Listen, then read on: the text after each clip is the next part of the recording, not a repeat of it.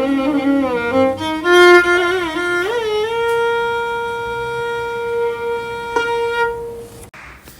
Welcome to English channel. So English నేర్చుకోవాలంటే ఒక మంచి పద్ధతి ఇంగ్లీష్ డిబేట్స్ చూడడం. ఆ డిబేట్స్లో ఉన్న పాలిటిక్స్తో మనకు సంబంధం లేదు, బట్ డిబేట్స్ చూస్తూ వాళ్ళు ఎట్లాంటి స్టేట్మెంట్స్ చెప్తున్నారు, ఎట్లా ఆర్గ్యూ చేస్తున్నారు, how they are arguing, how they are putting forth their point of view, ఇవన్నీ చాలా బాగా తెలుసుకోవచ్చు. So this is how everyday I learn English, I learn new words. So చాలా ఇంట్రెస్టింగ్ డిబేట్స్ ఉంటాయి. సో ఇటువంటి నేను చాలా ఇంట్రడ్యూస్ చేస్తాను మీకు. ఈరోజు ఒక controversial argument between Arnav Goswami and Waris Pathan. వ్యక్తులు ఎవరో మనకు సంబంధం లేదు, వాళ్ళు ఎట్లా మాట్లాడుకుంటున్నారు, ఆ మాట్లాడుకుంటూ వాళ్ళు ఎట్లా ఎక్స్చేంజ్ చేసుకుంటున్నారు, దాని అర్థం ఏందో చెప్తాను మీకు, చూద్దాం.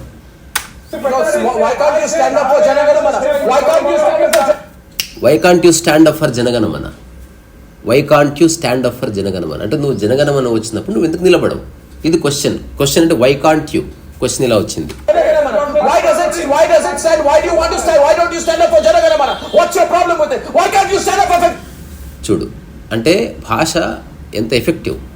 ఊరికే డల్గా మాట్లాడితే కుదరదు. Why can't you stand up for Janaganamana, why don't you stand for Janaganamana, what is your problem, నీ ప్రాబ్లం ఏమిటి. సో ఇట్లాంటి రకరకాల పదాలు, ఫ్రేజెస్ కలిస్తే దట్ ఈస్ ఇంగ్లీష్. తెలుగుని అంతే కదా, అసలు నువ్వు ఎందుకు నిలబడవు జనగణం వచ్చినప్పుడు, అసలు నీ ప్రాబ్లం ఏంది, ఇట్లా అడుగుతాం కదా, ఎగ్జాక్ట్గా అట్లా అడుగుతున్నాడు. చూద్దాం ఇంకా. Why can't you? Rotary Club or school. Why can't you stand up for 52 seconds? ఇప్పుడు next point, why can't you stand up for 52 seconds. ఎక్కడ టైం వచ్చినా అక్కడ మనం ఒక ఫర్ అనేది వాడుతున్నాం. So I will wait for you 10 minutes. For అంటే నేను అక్కడ నీ కొరకు వెయిట్ చేస్తాను. So why can't you stand for 52 seconds అని అడుగుతున్నాడు. సో ఇంగ్లీష్ నేర్చుకోవడానికి this is the best way. మీరు వంట చేసుకుంటూ డిబేట్ విన్నప్పుడు ఏం చేయాలి, you should forget the subject, you should only focus on the language, how they are expressing their views, how they are putting their point of view, what kind of new words they are using. So everyday ఇది చేయాలి. ఇప్పుడు English బాగా వచ్చిన పిల్లలు ఉంటారు, వాళ్ళ ఇంట్లో parents నిరంతరం మాట్లాడుతుంటారు, స్కూల్కి వెళ్తే నిరంతరం మాట్లాడతారు. ఒకవేళ విదేశీయుల పిల్లలు అయితే వాళ్ళకి ఆబ్వియస్గా మనకు తెలుగు వచ్చినట్టు వాళ్ళకు వచ్చు. మనకు ఎందుకు ఇంగ్లీష్ రాదు అంటే we don't have that kind of ambience. మన చుట్టూ ఇంగ్లీష్ మాట్లాడే ఒక వాతావరణం లేదు, అందుకని మనకు ఎప్పుడు పరిపూర్ణంగా రాదు. Okay, let's go. Why can't you? Today, because I'll tell you why. Because I'll tell you why. You hear me, then I'll tell you why. Because I tell you why. You hear me and I'll tell you why. నువ్వు వింటే నేను చెప్తాను. Can I tell you why? Can I tell you why? Then you stop. I'll tell you why. I can't shout over you. I'll tell you why. I'll tell you why. నేను నీకంటే గట్టిగా అరవగలను అంటే I can shout over you అని ఒక phrase వాడాడు. నీకంటే గట్టిగా అరవగలను.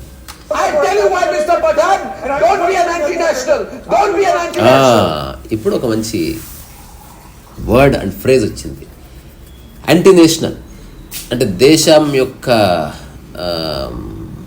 దేశభక్తికి అగెనెస్ట్గా, దేశానికి అగెనెస్ట్గా పనిచేసేవాడేవాడిని anti national. For example, if there is a terrorist, so he works against country, we call him anti national. అట్లా. సో మంచి ఇట్లాంటి పదాలన్నీ తెలుస్తాయి.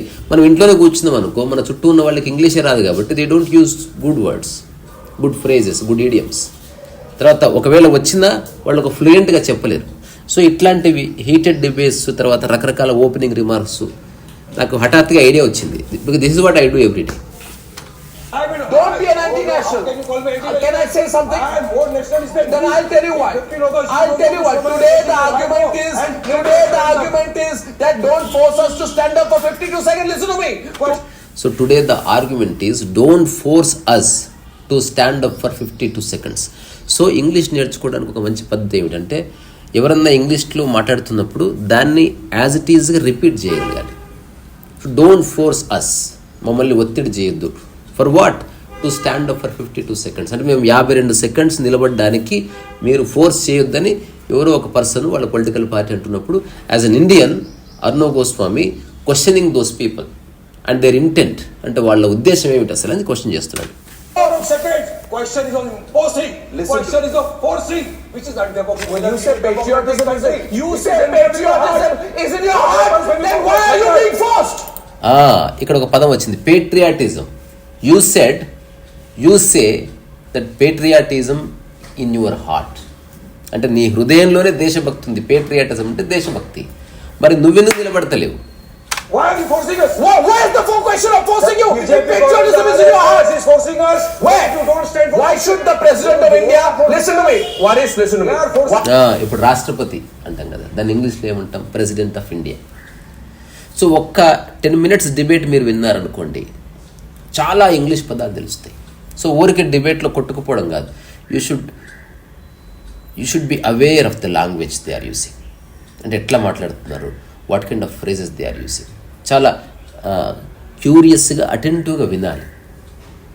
అప్పుడు ఇంగ్లీష్ వస్తుంది. ఇంగ్లీష్ చాలా బాగా వస్తుంది. అదర్వైజ్ మనకి పద సంపత్తి లేదు, లేకపోతే మనకు వొకాబులరీ లేదు, ఎట్లా బిల్డ్ చేస్తాం? ఇటుకలు లేకుండా ఇల్లు ఎట్లా కడతాం? అట్లనే మంచి పదాలు లేకుండా మనం భాషని బిల్డ్ చేయలేం. Listen, what is today? Don't stretch the argument. ఇప్పుడు ఇంకోటి అన్నాడు, this guy is keep on arguing and he is trying to defend himself. అంటే నేను చెప్పేది కరెక్టే అని అతను defend. So he is trying to corner him. అంటే నువ్వు చేసేది తప్పు అని ఇతను కార్నర్ చేస్తున్నాడు, అంటే మూల కొత్తేస్తున్నాడు. అప్పుడు ఇతను ఏమంటున్నాడు, మళ్ళీ ఒకసారి విందాం. So don't stretch the argument. అంటే నువ్వు ఎక్కువ సాగదీయకు. మనం తెలుగులో అంటాం కదా, నువ్వు ఎక్కువ సాగదీయకు. Don't stretch the argument so much so that ఇప్పుడు ఏదైనా తాడు ఎక్కువ గుంజితే తాడు తెగిపోతుంది, తెగేదాగా లాగొద్దు. సో ఏదైనా ఒక ఆర్గ్యుమెంట్ చేస్తే దానికి ఒక లిమిటేషన్ ఉండాలి. ఎక్కడో చోట నువ్వు రియలైజ్ అవ్వాలి. అట్లాంటి పదాలని డోంట్ స్ట్రెచ్. నువ్వు వినాలి. So mister listen to me అంటే నేను చెప్పేది విను నువ్వు. సో ఇవంతా కలిస్తేనే ఇంగ్లీష్.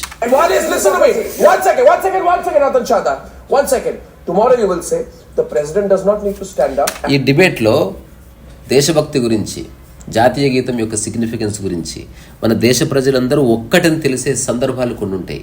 జాతీయ గీతం వచ్చింది, అటు 52 seconds నువ్వు నిలబడు. ఒకవేళ 3 hours ఉంది జాతీయ గీతం అంటే ఎవరు నిలబడరు. 52 seconds. సో ఆ 52 seconds నిలబడడం కూడా మాకు ఆసక్తి లేదు, మాకు ఇష్టం ఉంటే నిలబడతాం, నువ్వు చెప్పినప్పుడు మేము నిలబడం అని ఎవరైతే అంటున్నారో అట్లాంటి వాళ్ళని ఉతికారేశాడు అర్ణవ్ గోస్వామి. సో ఇలాంటి డిబేట్స్ మీరు ఎంజాయ్ చేయొచ్చు, at the same time English నేర్చుకోవచ్చు. అలాగే హిందీ కూడా.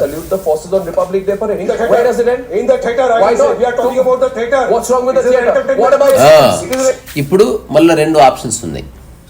సో ఇప్పుడు రిపబ్లిక్ డే లేకపోతే స్కూల్ ఫంక్షన్ అక్కడైతే మేము నిలబడతాం. ఇప్పుడు థియేటర్లో కూడా జాతీయ గీతం వేస్తున్నారు.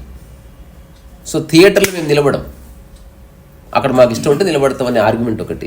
అసలు ఎక్కడ జాతీయ గీతం వచ్చిందా ఒక దేశాన్ని ప్రేమించే వ్యక్తిగా, ఒక ప్యాట్రియేట్గా, ఒక నేషనలిస్ట్గా you have to stand up అనేది ఒక argument. Schools are a place for education. Schools stand. So what does the national anthem got to do with education as per your logic? As per your what logic? Rotary clubs across the country, the national anthem is played. Why should? So not only in the schools, in India everywhere the national anthem is played.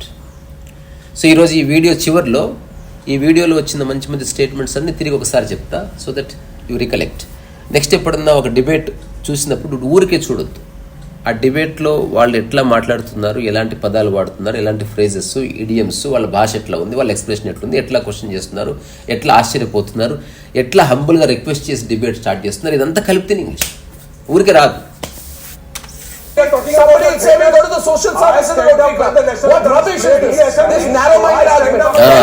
ఇంకొక మంచి పదం వచ్చింది, narrow minded. అంటే సంకుచిత స్వభావం, అంటే బ్రాడ్గా ఆలోచించలేని ఒక mentality. Narrow mindedness is not good. So బ్రాడ్గా ఆలోచించి నిర్ణయం తీసుకో, అంతే తప్ప don't be A narrow minded person. Real problem with the national anthem is, what is your problem with the national anthem? What is your problem with it? So what is your problem with national anthem? What is your problem with national anthem? So ఈ రోజు ఈ చిన్న కాన్వర్జేషన్లో చాలా beautiful words వచ్చాయి. ఒకటి దేశభక్తి, patriotism. So దేశభక్తి ఉన్నవాడు ప్యాట్రియాట్. ఆ తర్వాత ఎవరైతే దేశానికి అగెనిస్ట్గా పనిచేస్తున్నారో వాళ్ళంతా ఎవరు యాంటీ నేషనల్స్. తర్వాత నేను చెప్పేది విను అన్నావు అనుకో, లిజన్ టు మీ. నేను చెప్పేది శ్రద్ధగా విను, లిజన్ కేర్ఫుల్లీ.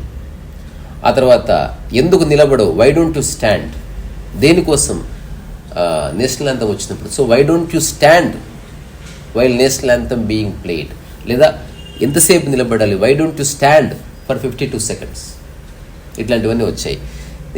ఇంకొక ఫ్రేజ్ కూడా వచ్చింది, don't stretch your argument too much, అంటే నీ ఆర్గ్యుమెంట్ని మరీ ఎక్కువ సాగదీయకు.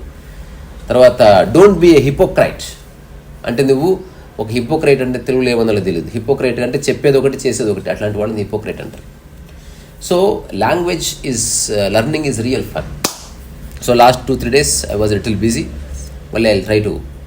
ఇంకొకటి, ఈ ఛానల్లో నేను నేర్చుకుంటూ నేను మీకు కొన్ని రకరకాల వీడియోస్ ప్రజెంట్ చేస్తాను. You also keep learning. At least ఇప్పుడు చెప్పిన దాంట్లో ఒక 2-3 స్టేట్మెంట్స్ మీకు గుర్తుందా, very useful for your learning abilities.